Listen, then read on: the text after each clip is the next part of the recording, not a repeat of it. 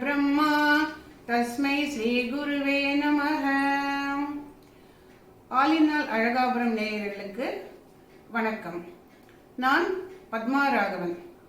ராமாயண காவியம் உருவாவதற்கு காரணமாக இருந்த ஒரு நபரை பத்தி நான் இப்ப பேச போறேன். எப்படி வால்மீகி முனிவர் ராமாயணத்தை எழுதினார், அதுக்கு எப்படி வந்தார் அப்படிங்கறத பத்தி தான் நான் இப்ப சொல்ல போறேன். இப்ப நம்ம ஒவ்வொருத்தருக்குமே, மனுஷனா பிறந்த ஒவ்வொருத்தருக்குமே பிறந்ததுல இருந்து வளர்றவர்களும் ஒரு நல்ல குடிமகனா வளர்றவர்களுக்கு நமக்கு வழிகாட்டி தேவை. ஒவ்வொரு ஸ்டேஜ்லயும் நமக்கு ஒவ்வொரு வழிகாட்டி அமைவாங்க. அதுல முதல்ல அமையறது நம்மளுடைய பேரண்ட்ஸ் தான். மாதா பிதா குரு தெய்வம். அம்மா அப்பா, அதுக்கப்புறமா குரு வருவா. குருன்னு சொல்லும்போது படிப்புக்கு ஒரு குரு, பாட்டுக்கு ஒரு குரு, ஸ்போர்ட்ஸுக்கு ஒரு குரு, இப்படி சினிமா துறைக்கு ஒரு குரு, இப்படி ஒவ்வொரு துறையிலையும் குரு இருப்பாங்க. அவங்க நல்ல வழிகாட்டுதல்ல அவங்கள அவங்களுக்குள்ள இருக்கக்கூடிய டேலண்ட்டை வெளியில கொண்டு வருவாங்க. அதே மாதிரி நம்மளுடைய ஸ்பிரிச்சுவல் பாத்துல நம்ம ஒரு நல்ல ஆசானா உருவாகணும்னா நமக்கு ஸ்பிரிச்சுவல் குரு கண்டிப்பா தேவை. அந்த குரு வழிகாட்டுதல் பேரை நம்ம கத்துண்டாதான் நம்ம நம்மளா படிக்கும்போது சரியான புரிதலோட படிப்போம். இல்லைன்னா தப்பான ஒரு டைரக்ஷனுக்கு கூட நம்ம போயிடுவோம். இப்ப நம்மளோட ஸ்பிரிச்சுவல் குரு அப்படின்னு பார்த்தா ஆதிசங்கரர், ராமானுஜர், ராமகிருஷ்ண பரமஹம்சர், சின்மயானந்தர், சித்பவானந்தர், இப்படி நம்ம அடிக்கின்றே போகலாம். ஆனா இந்த குருவுக்கெல்லாம் மேல ஒரு குருவா இருந்தவர் தான் நாரத மகரிஷி. மகரிஷி அப்படிங்கிற ஒரு டைட்டில் வரணும்னாலே அவர் ஒரு சிறந்த ஞானியா பல கலைகளையும் கற்றவராக தான் இருக்கணும். அந்த நாரத மகரிஷி இங்க எங்கேயுமே குருவா யாருமே அதை கன்சிடர் பண்ணல. ஆனா அவர் குரு ஸ்தானத்துல இருந்து சாதாரண மனுஷனை ஒரு உயர்ந்த நிலைக்கு எப்படி டிரான்ஸ்ஃபார்ம் பண்ணினார் அப்படிங்கறத நம்ம பாக்குறோம். அவர் நிறைய பேரை டிரான்ஸ்ஃபார்ம் பண்ணியிருக்கார். அதுல ஒருத்தரை நம்ம இன்னைக்கு பார்க்க போறோம். நம்ம ராமாயணம் உருவானது வால்மீகி முனிவர் எழுதினார். அவர் எழுதுறதுக்கு முன்னாடி எப்படி இருந்தார்? ரத்னாகரா இருந்தார்.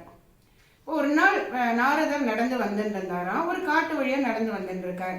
அப்படி நடந்து வரும்போது அங்க இருந்து மக்கள்லாம் என்ன சொன்னாங்களா, நாரத முனிவரே நீங்க இந்த பக்கம் போகாதீங்க, அங்க ரத்னாகர்னு ஒரு திருடன் இருக்கான், அவன் சரியான கொலைக்காரன், அதனால உங்களை ஏதாவது பண்ணிடுவான், அதனால நீங்க அந்த பக்கம் போகவே கூடாது அப்படின்னு சொல்லி நாரத மகரிஷியை பிடிச்சு நிறுத்திடுறாங்க. ஆனா அதுக்கு நாரதர் என்ன சொல்றார், என்ன யாரும் எதுவும் செய்ய மாட்டாங்க, என்கிட்ட அவனுக்கு கொடுக்கறதுக்கு எதுவுமே கிடையாது, அதனால நான் தைரியமா போறேன்னு சொல்லிட்டு உள்ள போகிறார். அப்படி போகும்போது அவன் ரத்னாகர் வரான். அப்ப நீயே இப்படி எல்லாம் கொள்ளையடிச்சு இந்த மாதிரி எல்லாரையும் கஷ்டப்படுத்தி சம்பாதிக்கிற அப்படின்னு சொல்லி நாரத மகரிஷி கேட்கிறார். அப்போ அவன் சொல்றான், எனக்கு வேற எந்த தொழிலும் தெரியாது, என்னோட குடும்பத்தை காப்பாற்றணும், என்னோட குழந்தைங்களை காப்பாற்றணும், எனக்கு வயசான அப்பா அம்மா இருக்காங்க, அதனால எனக்கு தெரிஞ்ச தொழில நான் செய்யறேன் அப்படின்னு சொல்றான். அப்ப நாரதர் சொல்றார், நீ நல்ல விஷயங்களை செஞ்சா உனக்கு நல்லது நடக்கும், ஆனா இந்த மாதிரி கொள்ளையடிச்சு திருடினா நீ நிறைய பாவத்தை சம்பாதிக்கிற, இப்படி பாவம் பண்ணினா இது இந்த பாவத்துல யாராலையுமே பங்கெடுத்துக்க முடியாது, யாரும் பங்கெடுத்துக்கவும் மாட்டாங்க, இந்த பாவம் உனக்கு நிறைய பிறவியில தொடரும், ஒவ்வொரு பிறவியும் நீ ரொம்ப கஷ்டப்படுவ, அதனால நீ நல்லவனா மாறணும் அப்படின்னப்போ அவன் என்ன சொல்றான், நான் சம்பாதிச்சு கொண்டு போறது எங்க குடும்பத்தார் எல்லாருமே என்ஜாய் பண்றாங்க இல்லையா, என்னோட அப்பா அம்மால இருந்து என்னோட குழந்தைங்க வரலாம், அப்போ என்னோட பாவமும் எல்லாரும் தான் பங்கெடுத்துக்கணும் அப்படின்னு சொல்லி அவன் சொல்றான். அப்ப நாரதர் சிரிச்சுட்டே சொல்றார், நீ போய் உங்க அப்பா அம்மாவை கேளு, உன் மனைவியும் கேளு, நான் இவ்வளவு பாவம் பண்ணி சம்பாதிச்சுட்டு வரேன், இதுல நீங்களும் பாதி பங்கு எடுத்துக்கணும் அப்படின்னு சொல்லி கேளு, நான் இங்கேயே இருக்கேன், எங்கேயும் போக மாட்டேன், அவங்க என்ன பதில் சொல்றாங்கன்னு என்கிட்ட சொல்ற. உடனே அவனும் போறான். ரத்னாகரும் நேரா அவங்க அப்பா அம்மா கிட்ட போறான். அவங்க அப்பா அம்மா கிட்ட போய், அப்பா அம்மா முதல்ல அம்மா கிட்ட கேட்கறான், அம்மா நான் பாவத்தினால்தான் சம்பாதிக்கிறேன், நான் திருடுறேன், கொள்ளையடிக்கிறேன், கொலை பண்றேன், இதெல்லாம் பாவ செயல்னு சொல்றாங்க, ஆனா சம்பாதிச்சு கொண்டு வரதுல உங்களுக்கும் நான் பங்கு தரேன், அதனால என்னோட பாவத்துல நீங்க பங்கெடுத்துக்கணும் அப்படின்னு கேட்கறான். உடனே அவங்க அப்பா அம்மா சிரிச்சுட்டே சொல்றாங்க, ஒரு அப்பா அம்மாவை காப்பாற்ற வேண்டியது பையனோட கடமை, அந்த பையன் நல்வழியில சம்பாதிச்சுன்னு வரணும், ஆனா நீ தீய வழியில சம்பாதிக்கிற, ஆனா அந்த பாவத்துல நாங்க கண்டிப்பா பங்கெடுத்துக்க முடியாது, எங்களுக்கு வயசாயிடுத்து, அதனால நீ கொண்டு வர பொருளை நாங்க பயன்படுத்திக்கிறோம், ஆனா பாவத்தை எங்களால சுமந்துக்கவே முடியாது அப்படின்னு சொல்லிடுறாங்க. அவன் ரொம்ப நொந்து போய் மனைவி கிட்ட போறான். மனைவி கிட்டே அதே கேள்வி கேட்கிறான், என்னோட பாவத்துல நீ எவ்வளவு பங்கு எடுத்துக்கிறேன். அவ சொல்றா, ஒரு மனைவியும் குழந்தைங்களையும் காப்பாற்ற வேண்டியது குடும்ப தலைவனோட கணவனோட கடமை. அவனோட பாவத்தை சுமக்கிறதுக்கு எங்களோட கடமை இல்லை, அதனால உன்னோட பாவத்தை எங்களால கொஞ்சம் கூட ஏத்துக்க முடியாது. குடும்பத்தாரோட பதிலை கேட்ட ரத்னாகர் ரொம்ப மனசு நொந்து போய் நேர நாரத மகரிஷி கிட்ட வரார்.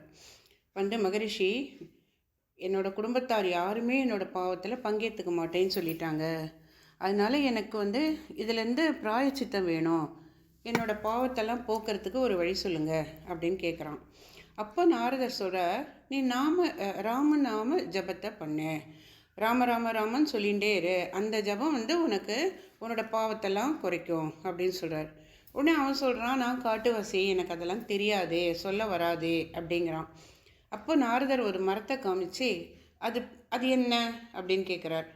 அப்போது அவன் சொல்கிறான், மரா அப்படிங்கிறான். ஓகே, நீ மராவையே நீ திரும்ப சொல்லிகிட்டே இரு அப்படின்னு சொல்லிட்டு அவர் அவங்கிறது கிளம்பிடுறார். இவன் என்ன பண்ணுறான், மரான்னு சொல்ல அவனுக்கு ராமநாமம் வந்துடுறது. அப்போது தொடர்ந்து உட்காந்து ராமநாமத்தை ஜபம் பண்ணிகிட்டே இருக்கான். எந்த அளவு பண்ணுறான்னா, அவன் மேலே அப்படியே புத்து வளர்கிற அளவுக்கு, அவன் மேலே சுற்றி புற்றே வளர்ந்துடுறது. அந்த அளவுக்கு ராமநாமத்தை ஜபம் பண்ணுறான். அந்த புற்று வளர்ந்ததுனால தான் ரத்னாகரோட பேர் வால்மீகி அப்படின்னு மாறிட்டு. இப்போ இந்த வால்மீகியோட ராமநாம ஜபத்தை பார்த்துட்டு பிரம்மதேவர் வால்மீகி முன்னாடி தோன்றி என்ன சொல்கிறாருன்னா, உன்னோட ஜபத்தினுடைய பயன் காரணமாக நான் உனக்கு தரிசனம் தந்திருக்கேன், அது மட்டும் இல்லை, உனக்கு கவி பாடுற திறமையும் அருள் புரிந்தோம் அப்படின்னு சொல்கிறார். அதனால் நீ என்ன பண்ணுற, உனக்கு கவி பாடுற திறமையை கொடுத்துருக்கிறதுனால நீ ராம காவியத்தை கவிதையாக பாடு அப்படின்னு சொல்லி அருள் புரிகிறார். இதிகாசங்கள் புராணங்கள் இப்படி இருக்கு. இதிகாசங்களுக்கும் புராணங்களுக்கும் என்ன வித்தியாசம் அப்படின்னு கேட்டால், இதிகாசம் அப்பவே லைவா நடக்கிறத எழுதுறது, புராணங்கள் அதுக்கு பின்னாடி எழுதுறது. ஸோ கூடவே இருந்து பார்த்து எழுதுறது தான் இதிகாசங்கிறதுனால நீ கவி பாடுற திறமை வந்ததுனால தான் நமக்கு ராமாயணம்ங்கிற ஒரு காவியமே கிடைச்சிது. ஸோ ரத்னாகர்ங்கிறது வால்மீகி முனிவராக டிரான்ஸ்ஃபார்ம் ஆகுறார். இப்போ இந்த அளவு டிரான்ஸ்ஃபார்ம் ஆகிறதுக்கு காரணமே நாரதர் தான். ஆனால் அந்த நாரத மகர்ஷியோட கேரக்டரை நம்மளுடைய மீடியாக்களும் நம்மளோட மக்களும் ஒரு காமெடியாக பேசுகிறாங்க. அது ஏதோ கலகம் ஊட்டுற மாதிரி அந்த மாதிரிலாம் கிடையாது. இப்போ உயர்ந்த ஞானியை பற்றி நம்ம குழந்தைங்களுக்கு, அடுத்த ஜென்ரேஷனுக்கு நாம் கரெக்டாக சொல்லி கொடுக்கணும். இந்த மாதிரிலாம் தவறாக சித்தரிக்கிறதுலாம் தப்புங்கிறத சொல்லி நம்ம வளர்த்தணும். இது மாதிரி நாரதர் இன்னும் யாரெல்லாம் டிரான்ஸ்ஃபார்ம் பண்ணினாங்கிறத நம்ம அடுத்தடுத்து பார்க்கலாம். இந்த சேனலுக்கு லைக் பண்ணுங்க, ஷேர் பண்ணுங்க.